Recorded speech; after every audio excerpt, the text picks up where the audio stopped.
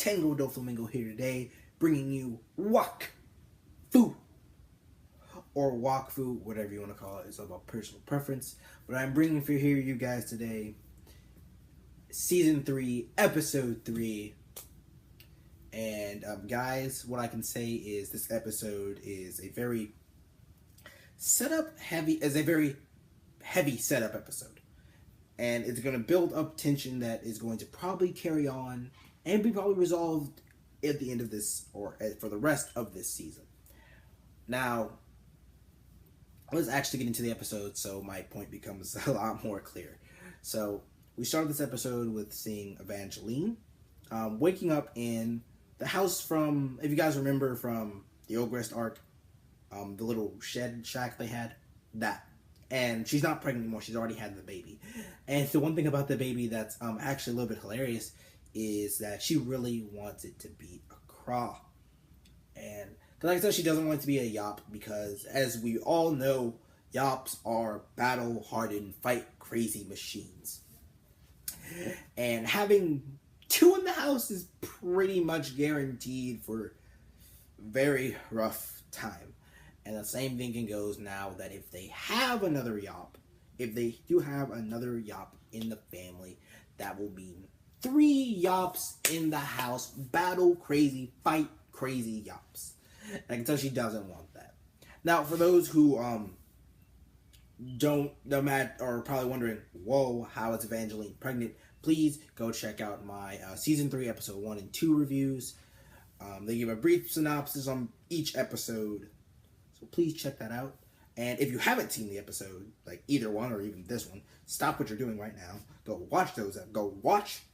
Those episodes, 1 and 2, Season 3. And if you haven't watched the series, go watch that. And then come back, watch those reviews. Then come back here to watch me talk to you. So Evangeline, it's clear that this is a dream she is having because, well, she's not pregnant anymore. But what this does play on is Evangeline's fear, which is a big, hefty thing in this episode, which is showing us the fears of each one of our heroes. Their fears, or at least something that's like nitpicking them on the inside. Oh, excuse me. And a big thing about this is the fact her fear is of her children turning bad. And this is shown with a grown-up, or at least more matured Ellie, or Ellie as I like to call her, sorry if I mess it up, and Floppin in this like evil / dark / badass attire that they're wearing. And even the baby itself looks a little evil, a little bit more demonic. And that's her fear. She doesn't want her children to be evil or go down the wrong path. And that's her biggest fear. But then she wakes up. We cut to her waking up in a new room, new area. And we can tell this is not a dream is because Evangeline is still pregnant. But we do see that her first thing that she does right after she wakes up is go look for her son. Now we go to this whole thing of her running, trying to find Floppin, and Floppin saying, I'm over here. And yeah, he's right there. They meet up, and he explains to her about the tower. He explains about these little bubble things with the hearts in them, and these little things have healing properties, of which when Evangeline touches them, it heals her of her wounds that she had. And what this does is Floppin explains more that while she was sleeping, he was trying to find a way off out of the tower of their prison. And he says, I couldn't find a way out due to the fact that if you see, there's a way down, but there are no footholds or nothing to grab on. It's like a slippery slope. And even Evangeline agrees, saying, yeah, there's no footholds, so we can't just climb down. So we'd have to find another way. And what this leads to is that they hear a sound. They hear a sound in the room with them. And it's Toxin. And the first thing Evangeline says is, okay, Floppin, here's what we're going to do. Before she gets to say it, Toxin pushes her off the tower. And, oh, my heart dropped when I saw Evangeline get pushed off the tower. Now, obviously, I should know that she isn't going to die, but that was the thing that was presented. And what makes that even worse is the fact that immediately right after she pushes her off, we cut to Yugo and everybody else. Like, right after she pushes her off. And, well, as we all know, we see Yugo and the guys show up, used from the recall potions that they got from Pooh. And they end up in, the enemy's base of operations where Pooh and Adamai and Toxin were coming back to. It was this very desertous place, and yet again has a huge tower, which I can imagine that's where Evangeline and Floppin are at, or at least, where Evangeline and Floppin are kept. And when they get there, automatically they're trying to figure out a plan on what to do to rescue Evangeline and Floppin. But as we know, Ellie wasn't having no room for no plan, just head first like her dad would do, and just rushes in there. Now when she rushes in there, she activates a trap, a Zelor, or some people would say Exolor trap, which makes this weird time displacement bubble. And what this bubble does is, as we see, is when the user moves, or I think it's even if they just stand there for too long, they begin to age. And we see this start off with Yugo. Like, you're not frozen, but it's very hard for you to move. Like, you move very slow. And while moving, we see Yugo begins to age. He's straining a little bit, so I can imagine it takes a lot of strength to walk through. And he starts to age. His hair grows longer. It's even seen him growing taller. And the same thing goes with Dally. Dally starts to age. And he knows this same thing with Ellie, and he says, Ellie, you're growing.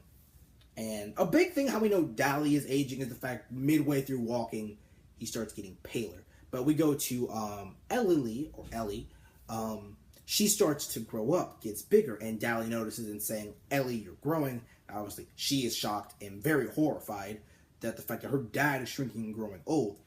And we can see this because his physique is getting skinnier, and and he's growing a beard. Like, we know the old stereotype, when you're old, you grow a giant beard. But we even see that this is very impactful and very detrimental to them when we see Rubelax start to age. And it seems that it affects him too. And I didn't think Shoo-Shoos could age. Or it might be not the fact that they can age. In fact, they have a very long lifespan. And we even see it with Rule. So when Rule takes his first step, he automatically ages super fast because we all know he's the oldest of everyone in the group. So he automatically ages to where he's about to die. And what this cuts to, more or less, is we cut back to after all of that to, well, actually, no, I'm sorry for me messing this up. But we cut to Evangeline, well, more or less, we cut to Yugo having a vision, or what I believe is his fear. Because we see he recognizes a familiar voice that appears in the bubble, which is that of Nox. And as we all know, Nox is dead. And he also has another voice, which is of Gilby. And we know Gilby is trapped in this white dimension.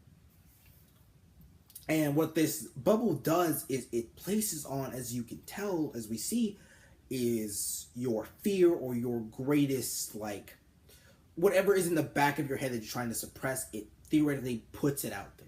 As for Yugo, he feels a lot of guilt towards Nox and Gilby. As we know from the trailer, we saw them, but we didn't know what for, and this kind of clears that part of the trailer up.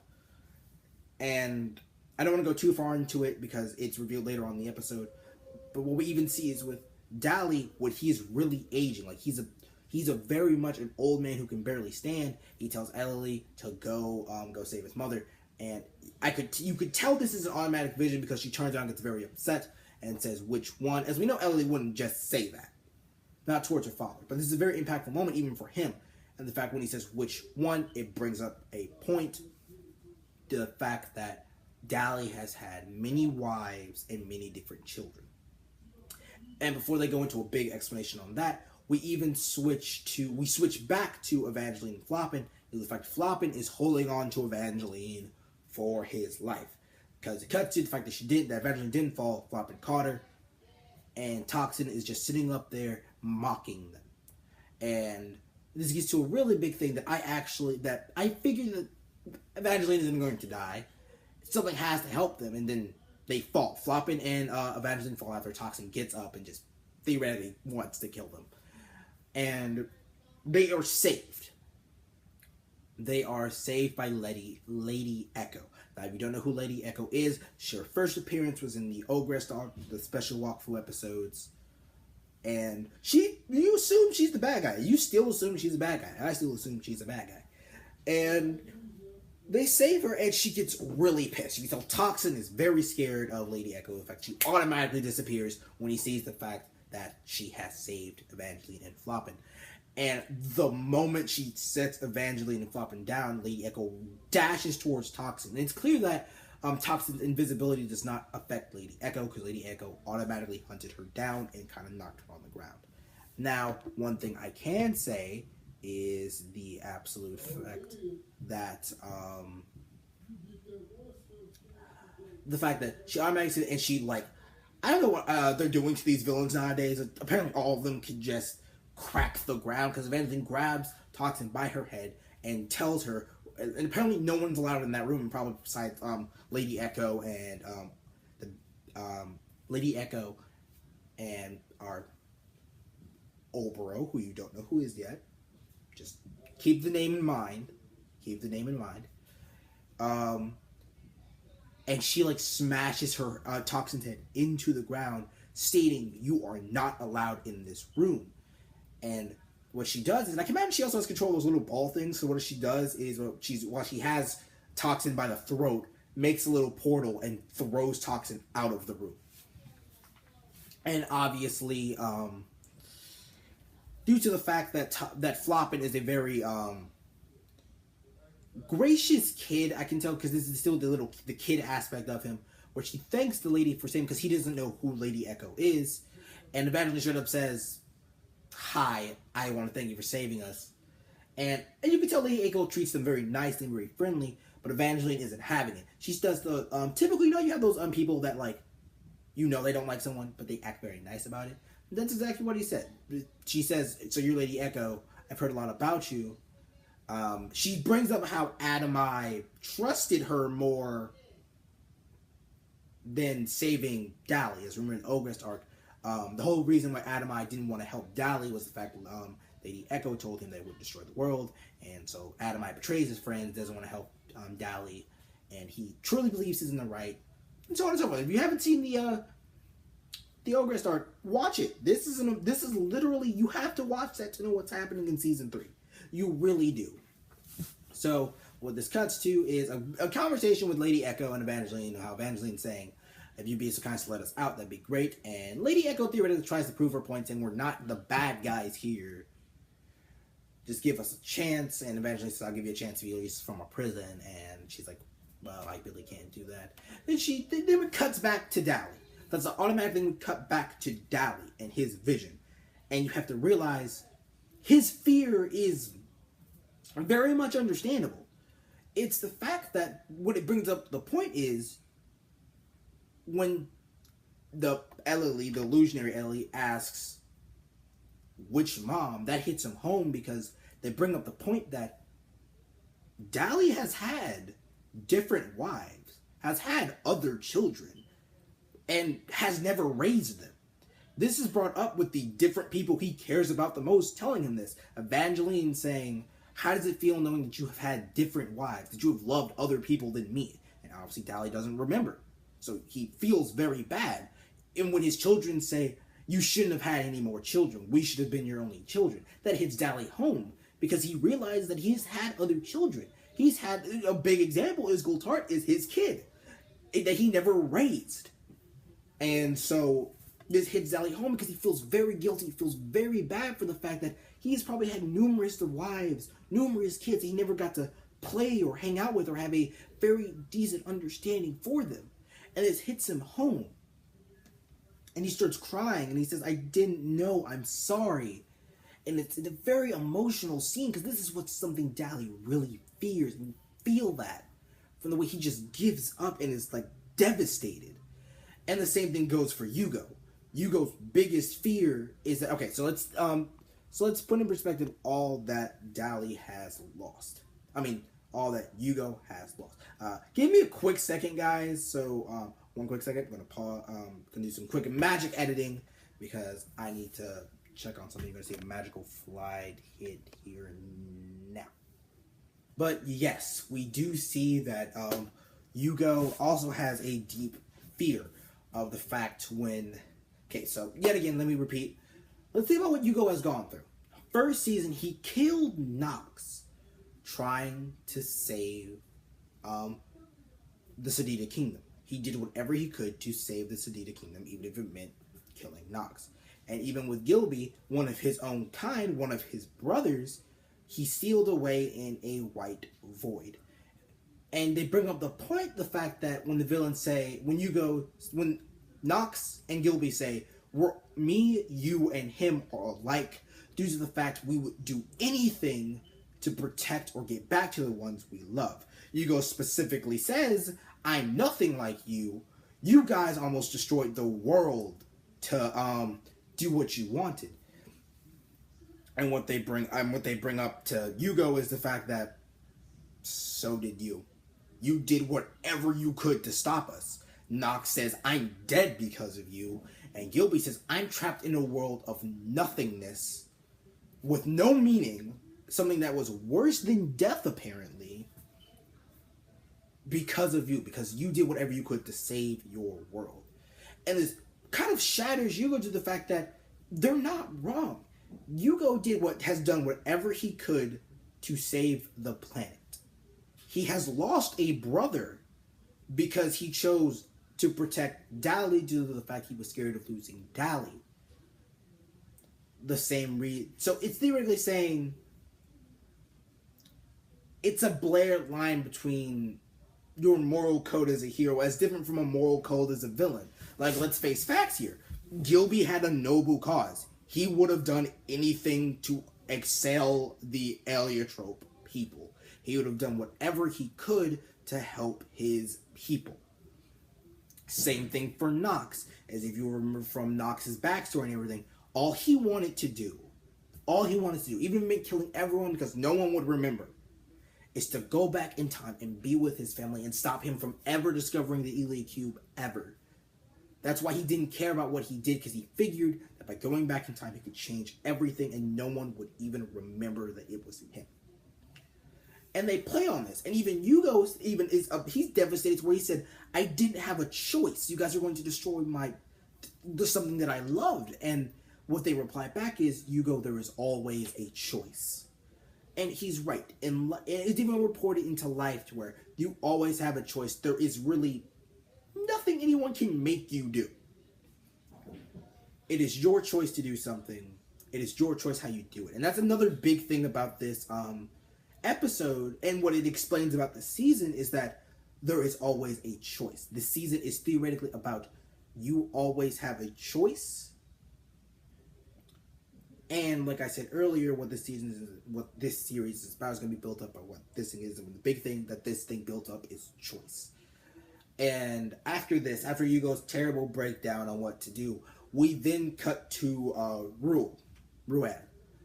And what his thing was interesting, because does anyone remember back in season 2, when we hear about Rule is going to get married, we all thought it was a big joke, like, oh, Rule's too cheap to get married.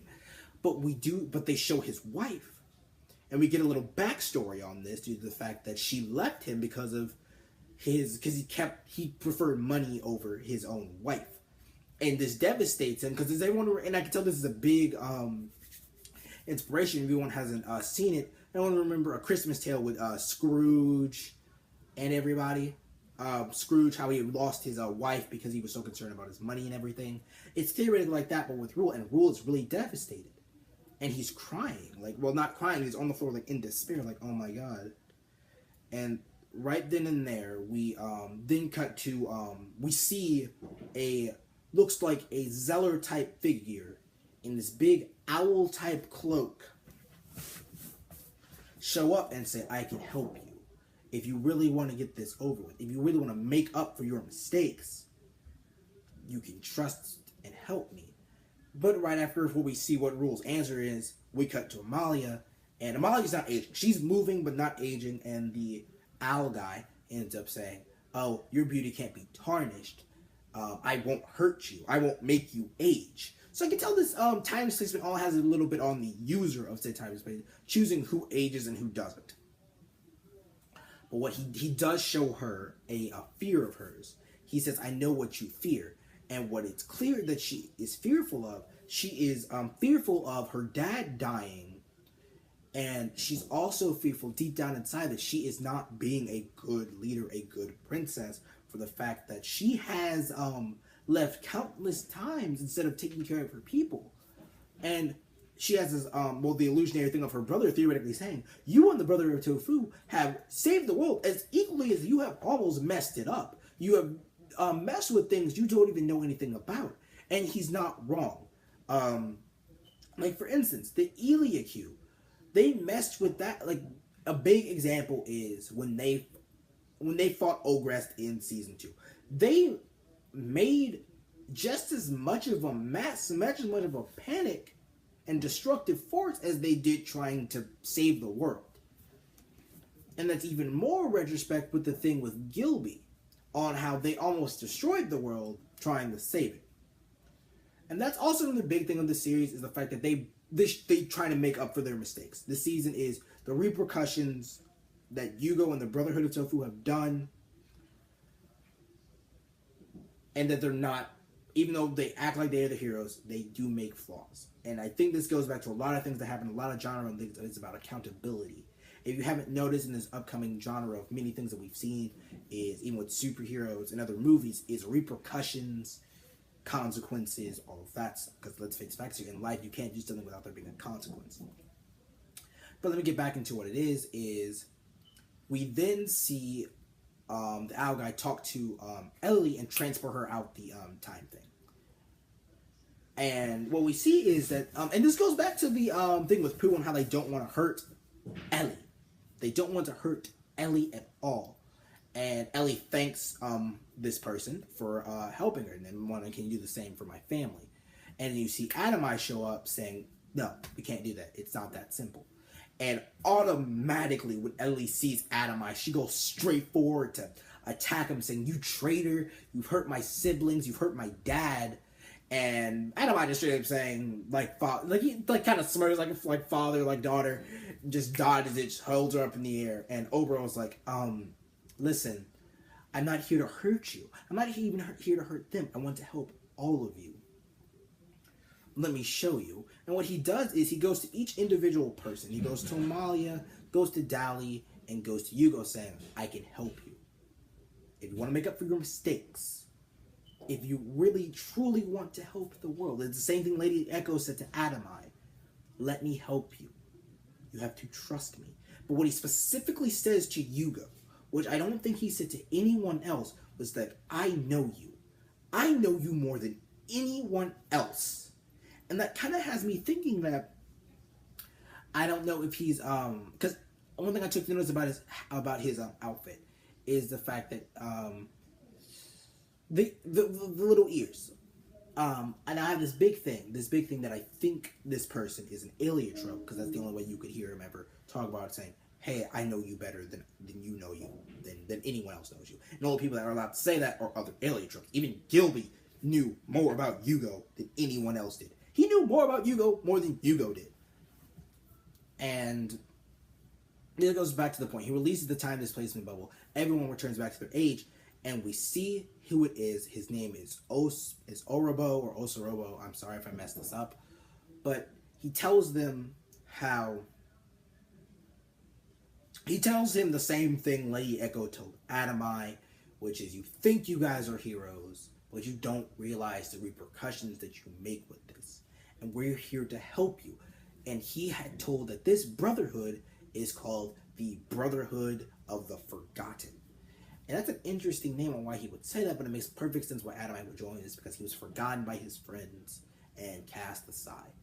But what this goes to later on is with mid-explanation, is right after introducing themselves, Dally is pissed, goes straight for the punch towards Adamai. Let's face facts here. Last time Adamai came there, they weren't exactly on good terms, and Dally tries punching Adamai, which I really don't get why Dally tries to do this. When he realized the first encounter they had, he just straight up smacked him around like a doll.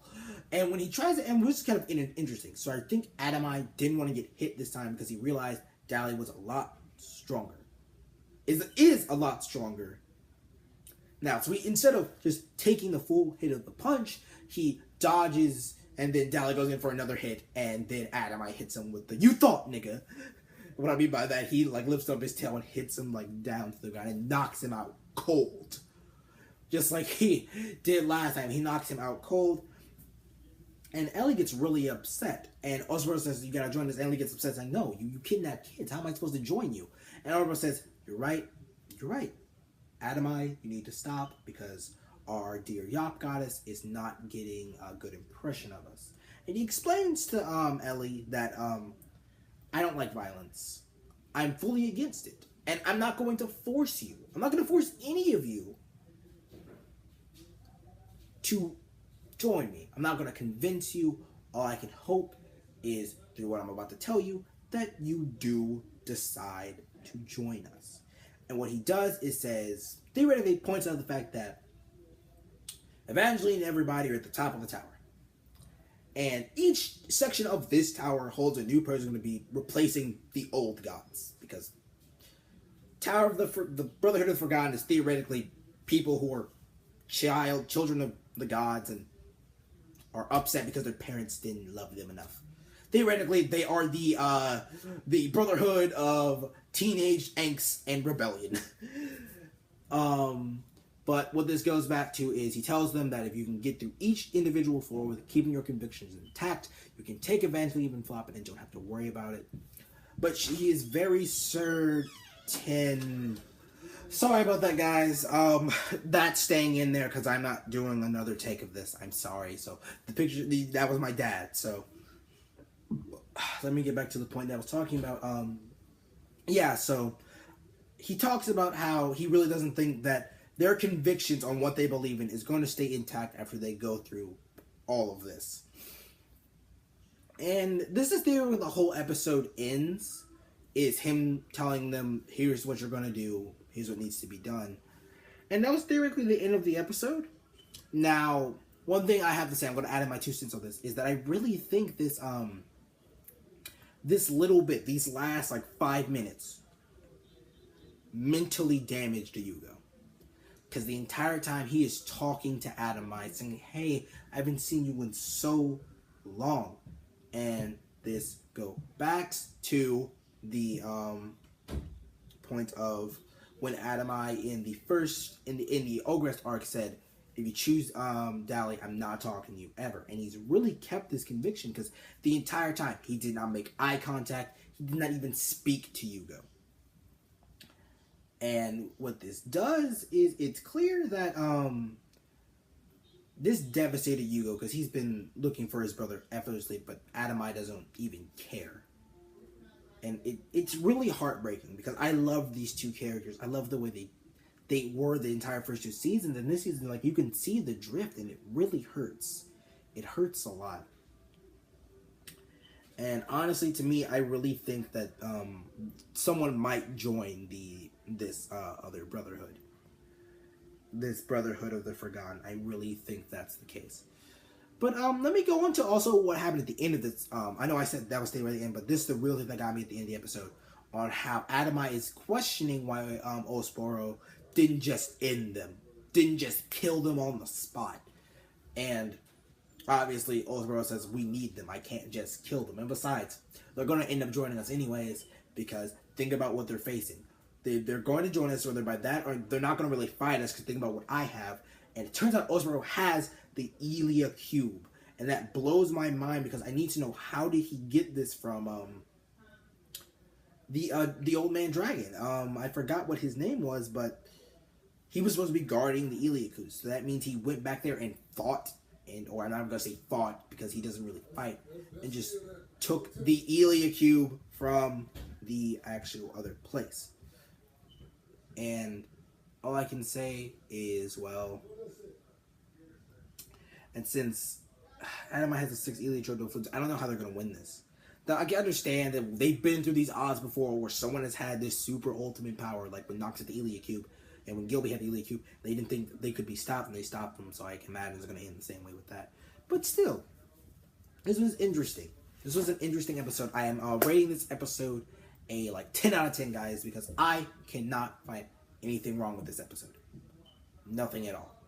If I could, I would, but I can't. This was a wonderful setup episode. My entire time watching this was me wondering, dude, what's gonna happen now because of all this? Whoa, what's happening? Like, that was my whole reaction watching this. So, sorry this seems a little bit unorganized. Let me just get into my normal outro. So, if you agree with what I was saying, if you enjoyed what you were seeing, if you liked my face, even if you liked when my dad walked in mid-video, just please tell me you like this video. Please. And if you dislike it because you didn't like if I was disorganized, you didn't like the way the structure videos, or you just didn't like me, or you just didn't like this episode, or liked what I gave the rating, then please dislike. I'm not going to tell you not to dislike the video. I would prefer you not, but it's up to you. I can't control how you do that dislike button. Other thing, comment on how you think I did on this video. Comment if you think I need to improve on it. Comment on how you think I need to do these videos. Comment if you want me to review something that you like. I'm still going to review Wolf's Reign for my friend later on. And I just really hope that you guys enjoy what you're seeing and to tell me about it, what you want. You can have a small debate with me, and I would gladly comment on your thing and debate with you. So please comment, tell me what you think, tell me what you thought. Even if you just want to chat, just hit it up in the comment section, guys. Other things, share this video to your friends, your family, heck, even the neighbor next door that you know likes anime, manga, video games, Wakfu, or something that you know that I'm reviewing, and just tell them to stop on by. And most importantly, hit that subscribe button, guys. Subscribe if you like the video. Subscribe if you like me. Subscribe if you want me to make this 20 mark, guys, because I saw that we made it to 19 subscribers. Like, oh my god, thank you. Thank you guys for everything that you have done for this channel. I was not expecting to hit 19 this fast. I wasn't even expecting this to happen I expected 19 or heck even 15 to happen in about a year from now. But because you guys are so freaking awesome, you guys have got me into 19 subscribers, guys. We were one mark from that 20 subscriber special. We just need that one person to join our wonderful pirate crew. And if this is me from the future looking at me from the past, dude, bro, do you remember we made it to this 19 subscriber arc, bro? Let's go. And I really want to thank you guys. I love you guys so much for all the support you've given this channel. And I'm sorry for all my ramblings that I do in these videos, but I really love you guys and appreciate the support you have given me. And God, guys, I just want to say that I love you all, and to all of you, my wonderful Tengo Pirates. All I have to say is, be safe, my wonderful, lovely Tango Pirates. I love you guys. Take care.